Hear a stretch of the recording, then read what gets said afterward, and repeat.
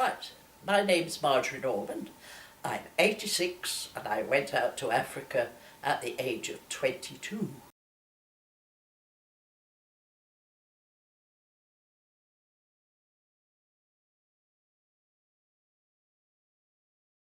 Have you got any sort of memorable sort of stories from your time in the service that you'd like to share with us?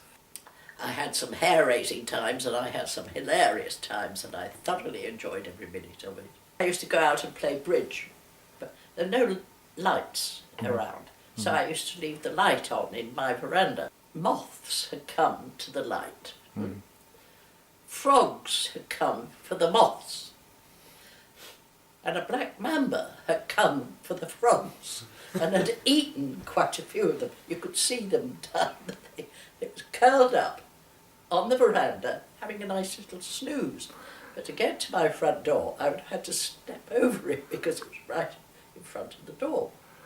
So I was standing there throwing rocks at this mamba to get it to shift for about half an hour before it grumpily moved off. But it had to move with the deadly poisonous mambas. I was to go on safari. We stayed at a place in Singida. It was a good place to stop to camp. I went to bed in my camp bed, tucked myself up, and in the middle of the night, all the doors blew open. So I went back and I told them the next morning about this. Oh, they said, that's the ghost of Oberlieutenant Rudolph. Oberlieutenant Rudolph was a drunk. He was a young man.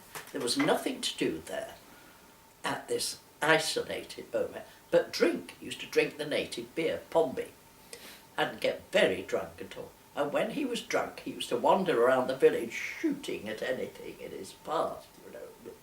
And he used to shoot dogs, cats, and the villagers were terrified he was going to shoot a child because it was anything that moved.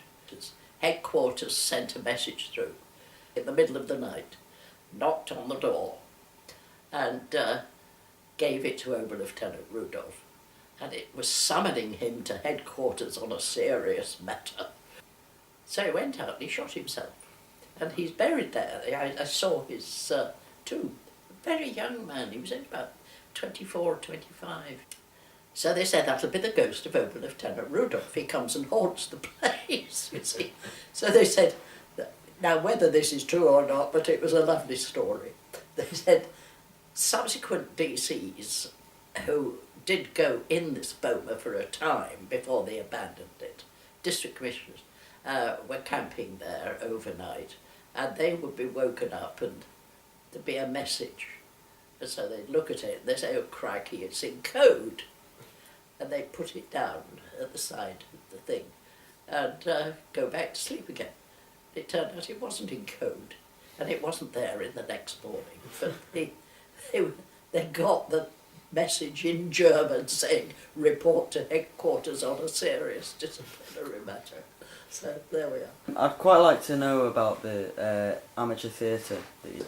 We built it on tick.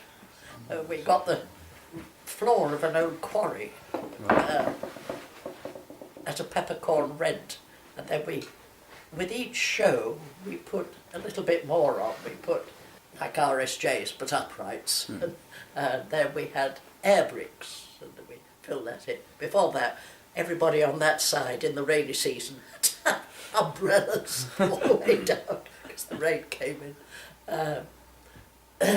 I made a garden out of it as well. We put on 1066. Now, every time we had anything musical or colourful or anything, I used to get all the wives of these houseboys and their children to come to the dress rehearsal because they loved the colour and the music. Now, I had one little favourite who was Eva. Eva was then 3. I was picked up and flung across the stage and look at this woman, all the rest of it. Little Eva stood up and said, don't you treat Hadija like that. 3-year-old. Oh, Hadija was my Swahili name. Oh, right. In the next day, there was a photograph in the local paper of the show, you know, and on the stage. And I showed it to Deborah, and I said, look, here's what you came to see last night. And there's me. Oh, yes, she said, yes. So she showed it to Ava. And she said, look, there's a photograph of Hadija there. And Ava looked at it very suspiciously, and she said, that's not Hadija, that's a European. I wasn't a European to them. One of the nicest things that's ever been said.